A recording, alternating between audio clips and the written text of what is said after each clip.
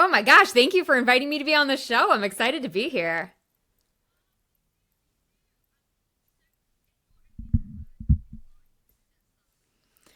Okay, well, I call myself a recovered corporate workaholic. I spent 15, 16 years in corporate just grinding it out, trying to climb the ladder of success, right? Whatever that was. And the way I really judged it was by the numbers on my paycheck and the title on my business card. And so every time I'd get a promotion, it was like, okay, well, I got there, but now what's next? What's next? What's next? And there was always this drive and ambition to move forward. But I turns out I didn't really enjoy much of what I was doing, right? Like it wasn't actually fulfilling my soul. And so around 2019, I had a bit of a midlife crisis, worked through all of that, and in the process realized that I wanted to write my first book and author a memoir. And through that process, further realized, you know what? I think I want to help other women reinvent their life and become a life reinvention coach. And so that's what I have the pleasure of doing now, working with high achieving women who want more success on their terms and really want to enjoy life and have more balance. And so it's one of the most rewarding jobs I have ever had in my life, and I absolutely love it.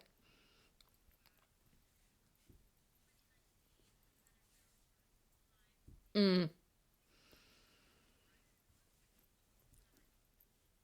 Yeah. Yeah, I did. And I think that that's one of the biggest misconceptions about reinventing your life and making changes is that it's overnight. Like it just, you make a decision, you suddenly have this magical epiphany where you know exactly what you want to do and you go do it. And for me, it was not like that. And for most of the clients that I work with, it is not like that.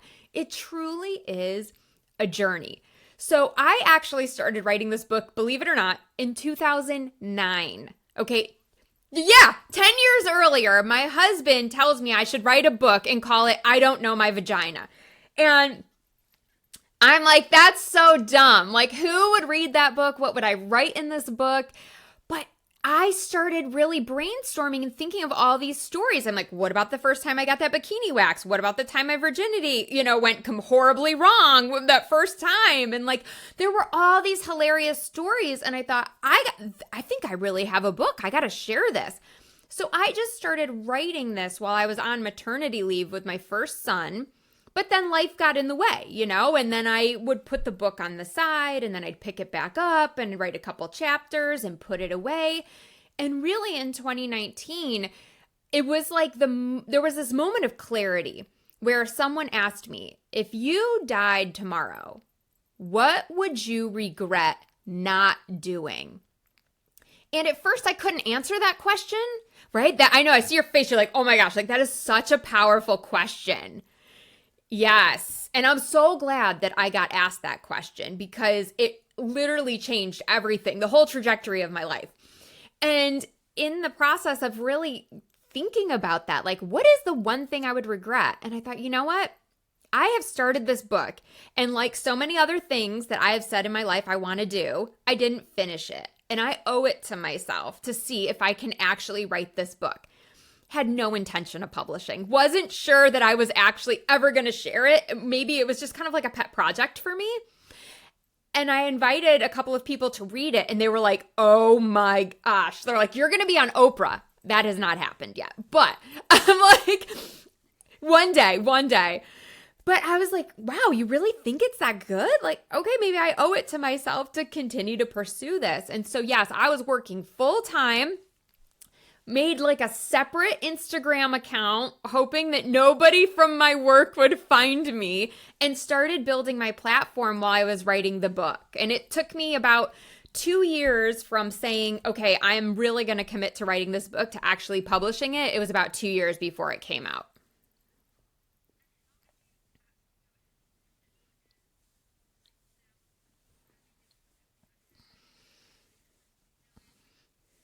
Oh, yeah.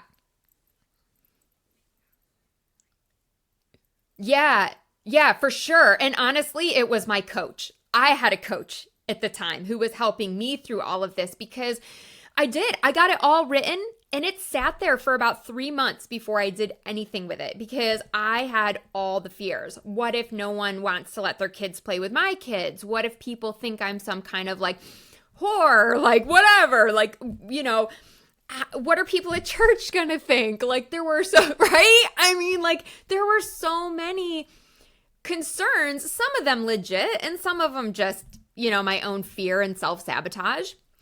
And really, it was through my coach, and she would videotape our sessions, and she would ask me questions about the book and what's my vision for it. And she would always tell me, go back and watch that. You started talking about that book, and you lit up. You became a different person.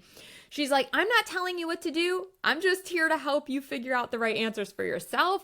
And every time I would go back and watch it, I was like, crap, she's right. She's right. Like, I do have to share this.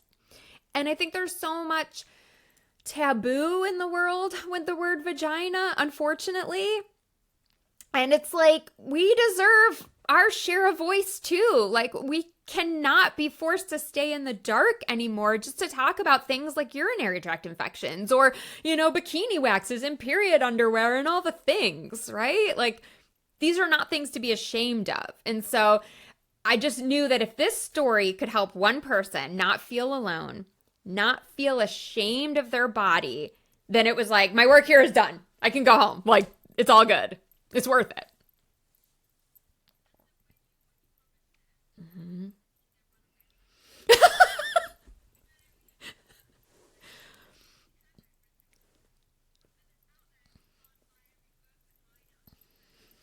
Yeah. You know, luckily, I really went like all in. I was like, if I'm going to commit to this, I just have to own it full out. And so I did. I mean, I went on, you know, dozens of podcasts, got my book into all the local Barnes and Nobles, took pictures with the book, threw it out on social.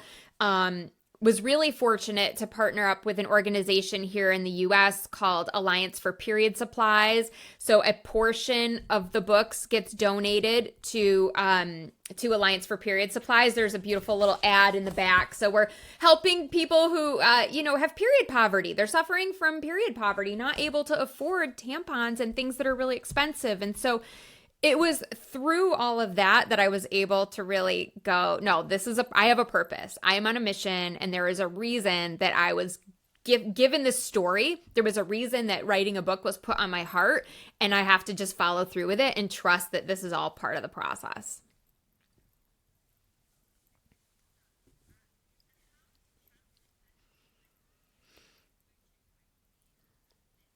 Yeah.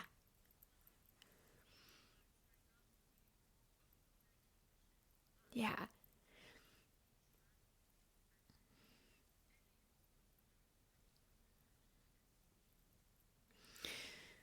Yeah, I do have a lot of fire. And it's interesting because sometimes I think that comes off as more masculine, you know? So I have to really consciously sometimes tell myself to like dial it back down and really mirror the energy of my clients and the people that are coming to see me. Because it's hard, because I am fired up. I'm a firecracker. Like, I have a ton of energy. I am so passionate about everything I do, and sometimes that comes on really strong. So I think there is a little bit of a balancing act there that I have to keep my essence, but then like dial it down a notch or two sometimes.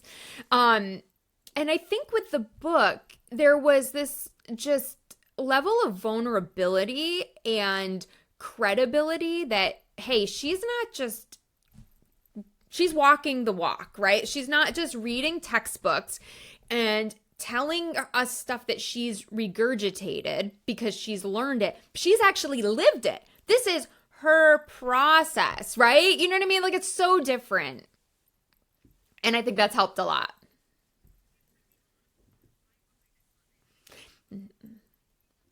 Oh. Yeah. Oh my gosh, I have so many clients. I have to remind them. I'm like, stop taking any more courses. You don't need more training. You have all the skills and all the things that you need to go and create this. Like, my coach used to tell me this, Karin, your PhD is your life skills. Like, that is like your life skills is your PhD. Like, you don't need any more training. You don't need anything else. Like, you have it all. And it's hard for us because We keep thinking somebody has the silver bullet. We keep thinking someone else knows the secret, because I don't know about you, but every time I go through Instagram and I see another 7-figure coach telling me how she just made $560,000 for the month, I'm like, you go, what am I doing wrong? Yes.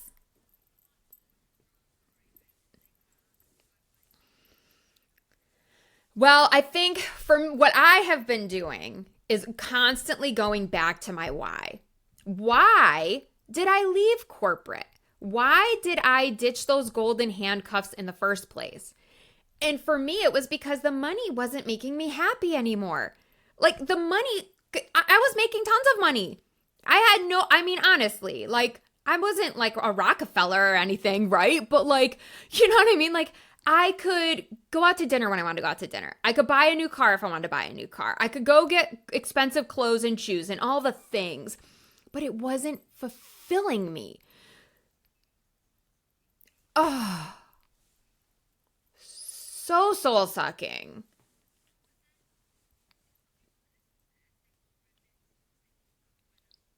Mm-hmm. Right.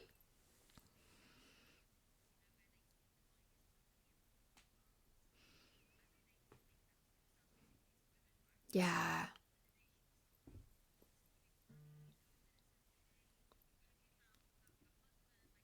Yeah.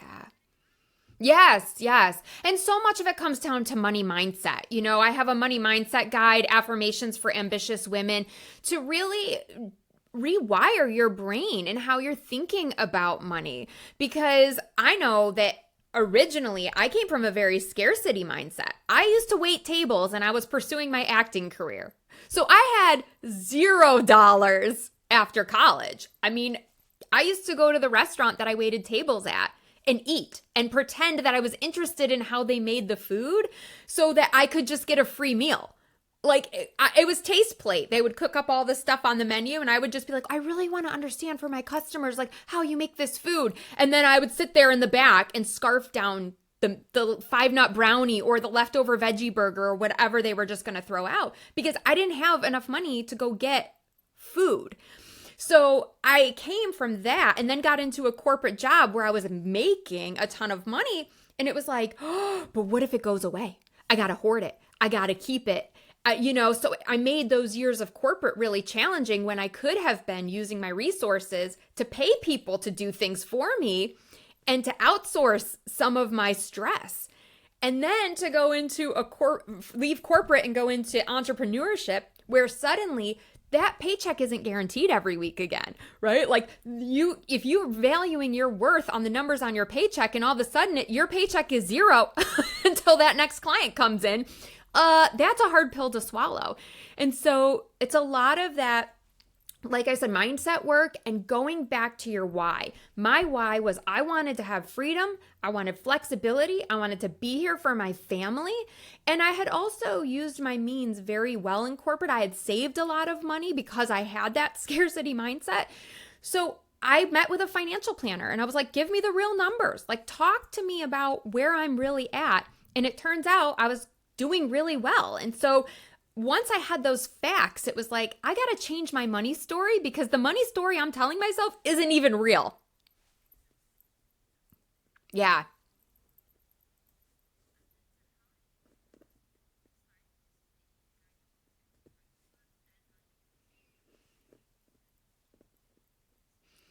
Yeah, for sure. So it really was a slow build. I started out one-on-one coaching. I had been, again, trying to figure out what would I do if I left corporate? Like, what skills do I have?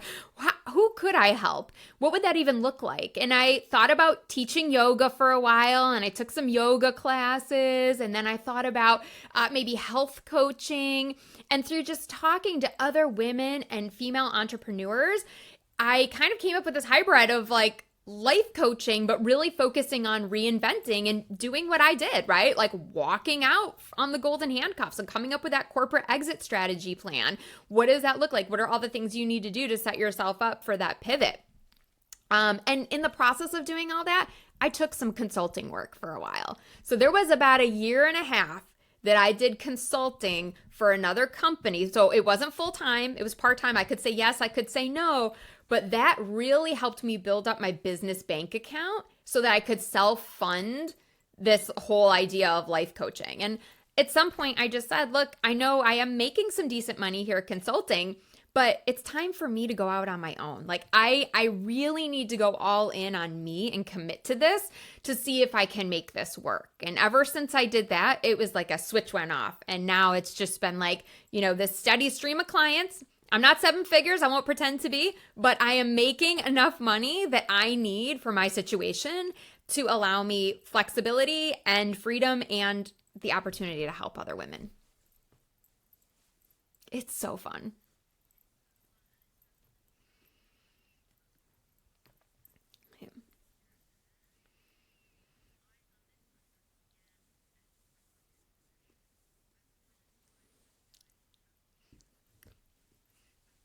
Yeah. Yeah.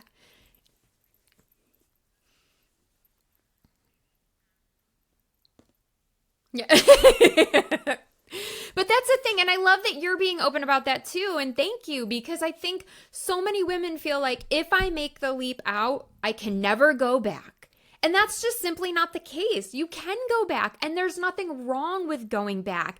It's all about intention to me. You know what I'm saying? Like, you're using this right now, I believe, as a means to an end. Like, let me go get this cash flow for a little bit, and then this is what I'm going to do with it.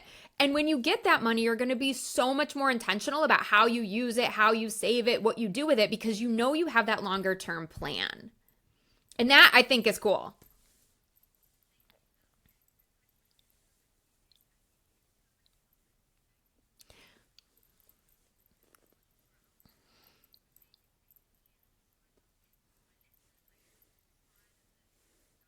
Mm-hmm. Yeah. Yes. Totally. Me too. Yeah. Yeah.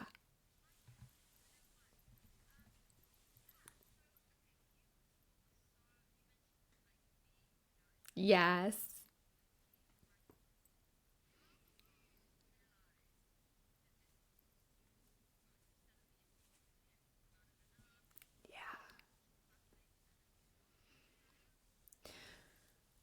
Yeah, I don't know if I knew I wanted to talk about it. I know that's so crazy, and I'm just flashing up for your viewers the ins and outs of my vagina. It's like a nice big pink vagina, and all the little curly cues around the edge. My designer was just brilliant.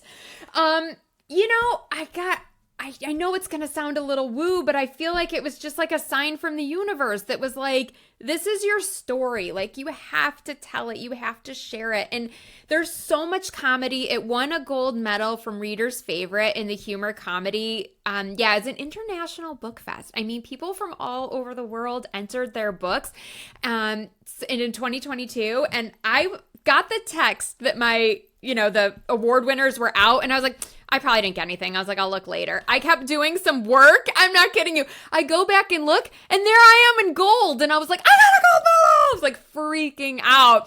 I was like, I can't believe I didn't look. But it really is told, it's a memoir. So it's my voice. And everyone who knows me is like, oh my gosh, I read that whole book, and I could just hear your voice in every single sentence. So it's very intimate. I bring you right into the middle of me getting my period when I'm 12, for instance. And, having that bikini wax when I first moved to Florida as a postgraduate from college, to struggling to orgasm, right? And just being like, what the hell is wrong with my body? Is everyone else having mind-blowing sex but me? Because this is... I could take it or leave it. And to having babies and sharing birthing stories and miscarriage and all the things, So it's not all gratuitous sex. There's plenty of that, and it's fun to read. But there is, all the human things that just make women women. And it's a unique journey for sure, but it's universal at the same time, because we have so many of the similar experiences. They might not be exactly the same, but yeah, I'm just hoping to shed light on all of this. Thank you.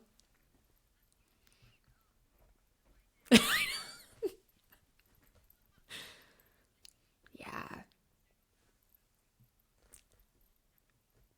Yeah.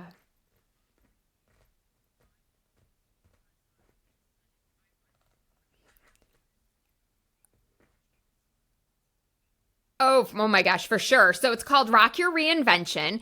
And so the first thing I talk about is really getting rid of distractions, right? Like there were so many signs that were being sent to me, but I just didn't listen or want to listen or couldn't hear them because I had so many distractions in my life, from social media to work. I mean, there was never, the TV would just be on in the background. I mean, I never had time to just sit there with my thoughts and really go, what do I like about my life? What don't I like about my life? So that's number one. Number two is like through silver linings, right? So things are going to happen in your life that seem bad, but they end up being awesome. Like getting laid off for me in 2020, right? Yeah, that's actually how I got out of the golden handcuffs, was a little push from the universe. It was like, sister, you're done here. We're not doing this anymore. So that was another one. And then another one is like through synchronicities. So maybe that's like numbers or patterns or things that just keep popping up that don't mean anything else to anyone but you know you can assign some sort of value to that. Yeah. The third one is people, right? So just like the people in your life who might be there to guide you, or they're showing you who you don't want to be or where you don't want to go, because they could be positive or negative signs sometimes. And then the fifth one is just through music. I get my downloads through music all the time.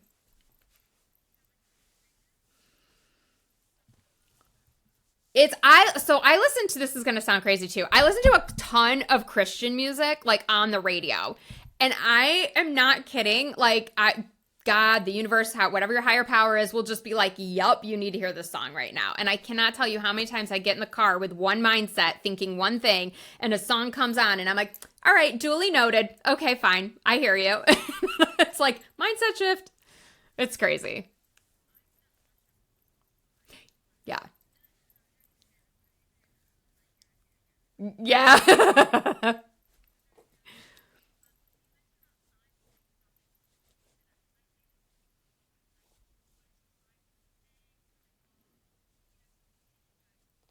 Oh, yeah. Because I didn't listen to the signs. I mean, that's a good question, but I would say so much of my corporate agony was because I wasn't listening to the signs, you know? Like, how many more times do I need to cry in a bathroom before I realize that this is not my jam? Well, like, you know, and it was so painful and it was agonizing, and like the drinking, you know, like during the week, I mean, it was 3 glasses of wine a night. Monday through Sunday. Like there was no breaks, and I got silent acid reflux. And it was like, yeah, I was diagnosed with that. And it's been something that I've had to battle now. I don't really know if it ever goes away.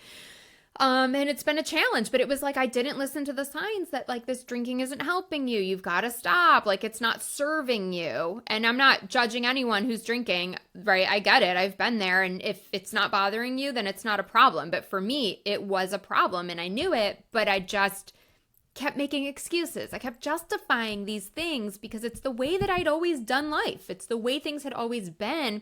And change is scary.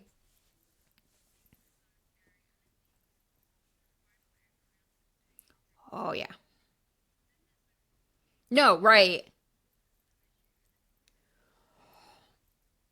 Yes. And it has been really challenging the last few years as my husband and I have both made a lot of big changes in our lives. And we have been around people who have not really changed. And that's fine, but we're like, ooh, like, is this working anymore? Like, is this friendship going any, like, how? It's really challenging and it breaks my heart because it's like, I love these people. They're my world and I don't want to let go of them or have rifts in the relationships. And at the same time, it's like, we just are simply not the same people anymore and things have changed. It's so, I feel for anyone who's going through this because I know how difficult it is. But again, it's like, what is best for me and my family and my life? Yeah.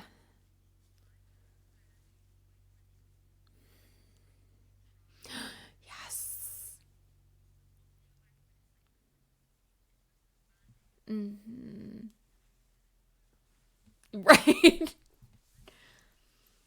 Oh, yeah.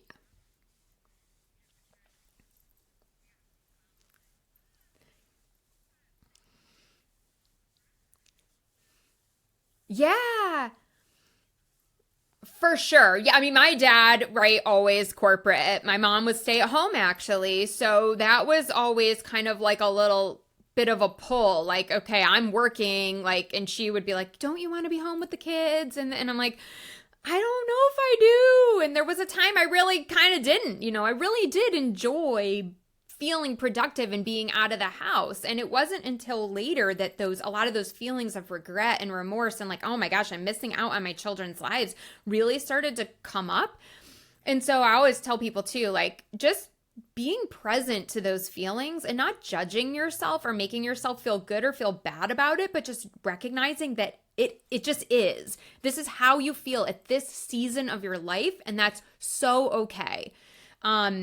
But yeah, there was a ton of conditioning. I mean, I think my parents were proud that I wrote a book, but I think if they could have picked a content, it would have not been about my vagina. I mean, let's be real. I literally just called them and I go, I'm about to announce something on Facebook. And I'm like, I need to tell you about this first before you see it. So are you sitting down? And my mom was like, what the hell? Like, why? Okay. So she's like, yes, we're sitting down. I'm like, all right, am I on speaker? Is dad there too? And she's like, yep. I'm like, okay. I'm like, and then I just told him, I go, I am writing a book about my vagina. And she just died laughing, but it was that like nervous laugh, like, why? What am I hearing? Make it go away. Like laugh. Yeah. So it was like, they were, I mean, what are they going to do? I'm 42 years old, like 43 now, but what are they going to say? Like they recognize I'm an adult. I'm going to do what I want to do. I think the biggest question was, am I in the book? And what do you say about me? So I was like, no, you're barely in it. Like, it's very benign stuff as me as a child, right? Like, them, like just sort of being in the background of things. But yeah, yeah,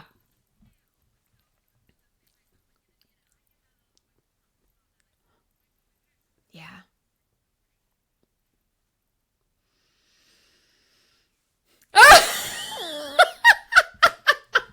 Of course, it's their fault, right? They think it's their fault. Yeah.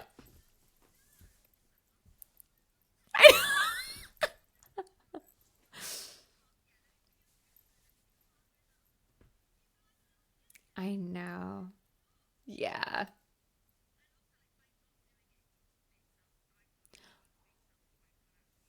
Right. Yeah, and I think I mean, I cannot tell you how many DMs I have gotten. So there is one chapter where I thought about taking it out. I think it's like second or third chapter. It's like the first, yeah, it's chapter 2. Twat was that. And it is all about the first time I have a sensation down there, right? And I start to feel that like tingling, like, oh, what's going on between my legs?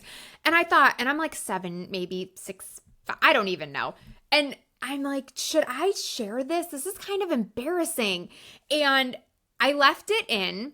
And I have gotten so many DMs about that chapter from women who are like, oh my gosh, I did the same thing. Or like, my mom caught me rubbing my legs together and she told me nice girls don't do that. Like, different stories. Or the periods. Like I share the first time I got my period and I've gotten so many DMs about how, they're at a baseball game or a football game with friends and they don't have a parent there. They don't know where to get pads. Nobody else has had their period and they think they're dying. Like, I mean, just amazing stories. And it's like, at the time, these were all really traumatic experiences for us. But now we can look back and laugh and realize like, oh, we really weren't alone. There are so many other people who went through this exact same thing.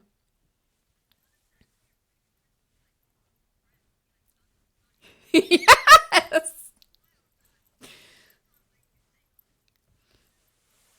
Yeah. Well, this makes a super fun book club book too. And I actually have an e-guide on my website, theinsandoutsommyvagina.com, and you can download the book guide. So if you do a book club, there's all these questions that you can have for discussion. And it's kind of like that, like how did you start your period or when did you first have sex and stuff like that. So it's super fun way to just have like more intimate and have fun.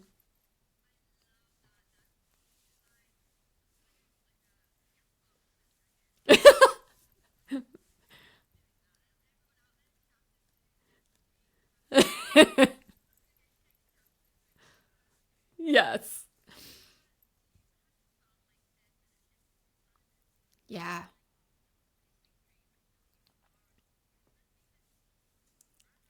Yeah.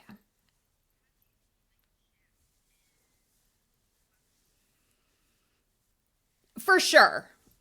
Like I think it's mixed. You know what I'm saying? There are environments where I think it is so much more open and acceptable. And yet sometimes I feel like it's almost gone so far to the point where it's kind of I don't want to offend anybody, but like it loses that element of like love and class for yourself where it just becomes like crass and it turns me off. Like it feels like, woo, we've gone one step too far for me. So there's definitely a shift, and in some ways I think it has gotten better where people are more willing to have a book club about something like this and talk about it and show up for each other in that way. And I still think there are areas where it almost feels like it's taken a step back. Like if I post on LinkedIn, like no one will like or comment or say anything about it because they're so afraid. You know, I've had a lot of men reach out to me and go, I can't like this. If I like something with the word vagina, he's like, I don't even know what's going to happen. My company will fire me, or like, there's a lot of fear around it too. And I think some of that maybe comes from the Me Too movement, and which is, an important movement that we need to be talking about. But I think now men also are in such a fear state, like they don't want to come across as harassing. So they are totally removing themselves from any of these conversations or situations. Really?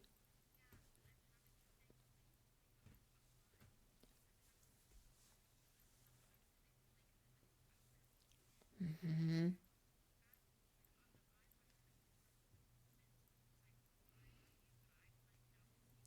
Yeah. Yeah. Sure. I know. And men can sit there and talk about whatever, and we can watch Cialis commercial after Viagra commercial after whatever, right? And their penis pumper juice that they sell on the radio or like whatever.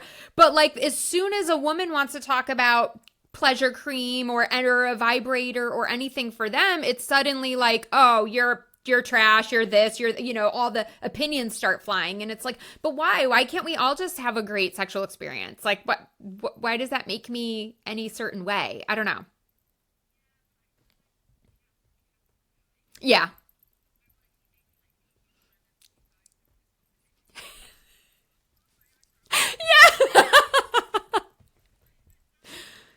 Right. Yes. And that's been actually one of the cool things about writing the book is just my boys. I have two boys.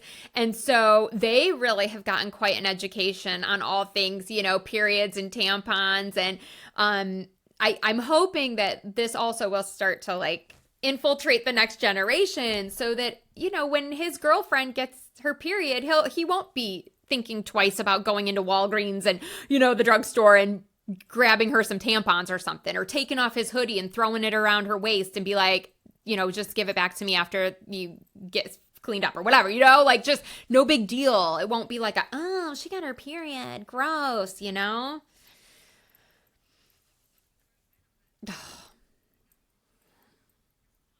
Yes,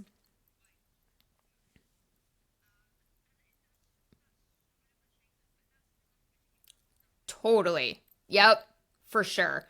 Yeah, I don't even know there, and I don't want to misquote it, but I think there was something in India where like a 12-year-old girl was actually killed by her brother because she got her period and he thought she had had sex. Like he did not understand. He did not want their family to be shamed. And I remember reading that and being like, this can't be the world we live in. Like this is this like a spoof? I don't know. And I just was like, I have to turn off the news. Like I can't read this article right now. So don't quote me on that, but I am pretty sure that that is fact. And I was like, wow, that is sad when young men really don't understand the difference between periods. And like, I don't know. It's crazy. Oh, for sure. Absolutely. I mean, women are going to get it on a whole other level, right? Like, because you've lived it and you've had your experiences. But I've had a lot of men actually read the book and they have said how eye-opening it was and how funny it was. And they were just like, I had no idea. So whether you've got, daughters that you need to raise and you want to kind of understand more about what they're going through, or you just, have a girlfriend or wife of your own, or someone that, you're trying to make sure is of the female persuasion and has a clit and needs to get it off, like you're gonna learn a lot. So definitely read the book. Well, it's so funny because I was at Barnes and Noble once and I was chatting with this guy and I was like, hey, do you have a girlfriend or a wife? And he's like, I do. And I'm like, oh, look, you should get her this book. And he was like, I think we're good in that department. And I was like, okay, here we go. I promise you're not. I guarantee you're not as good as you think you are. I didn't say that, but that's what I was thinking. I'm like, but that's the cockiness that has gotten so many women to be so dissatisfied in the bedroom, because these guys are walking around thinking that they're, God's gift to women, and we're like rolling our eyes bored. Like, ugh, again, same old move again. Okay, I haven't orgasmed in months. Awesome. This is fun. And they just don't want to acknowledge that.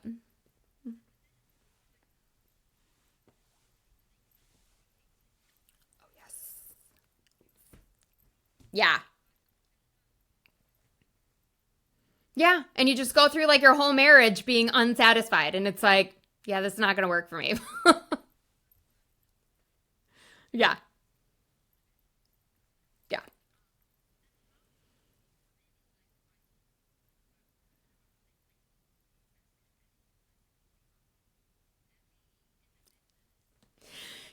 That's interesting. And it hasn't really crossed over to that level. Like, it's interesting because with my coaching process, a lot of times, a lot of the sexual energy and things gets taken out of it. And I don't know if that's just because I haven't thought about going there or my clients just haven't been open enough to discuss that. But I do think that our sexual energy drives a lot of confidence. Like I link it very heavily to confidence. And when I think that you are in your sexual energy and you're owning it, you're going to just show up differently, right? You're not afraid to ask that client to work with you. You're not afraid to give your sales pitch. You're not afraid to put that post out on social media that someone needs to hear in your audience.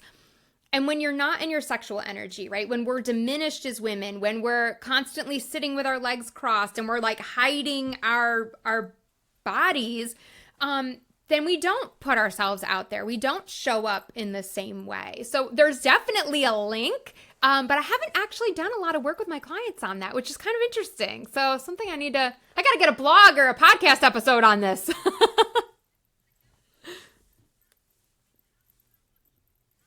Mm-hmm. Yes. Mm-hmm.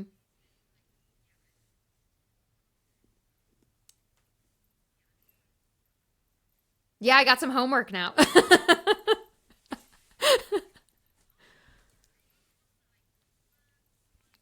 Yes. Oh, for sure. You can always go to KarinFreeland.com. It's Karin, KarinFreeland.com. And the book is available on Amazon, Barnes& and Noble, wherever books are sold digitally. And you can always follow me on Instagram at Karin Freeland, and that you're going to get all the good stuff.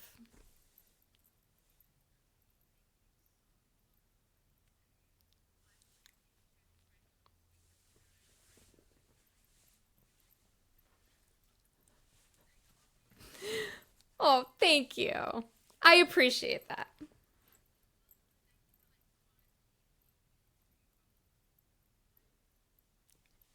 Thank you. And if anyone is interested, I do have a free e-guide called 6 Secrets to Get Unstuck. So I'll make sure you have the link to that. So if anyone is in that place right now where you are feeling super stuck and you need a process to start working yourself out of that, I've got your back. KarinFreeland.com/6-secrets. We'll give you the link, but that's a great way to just kind of like experience some of my stuff and have a process for working through it. Awesome.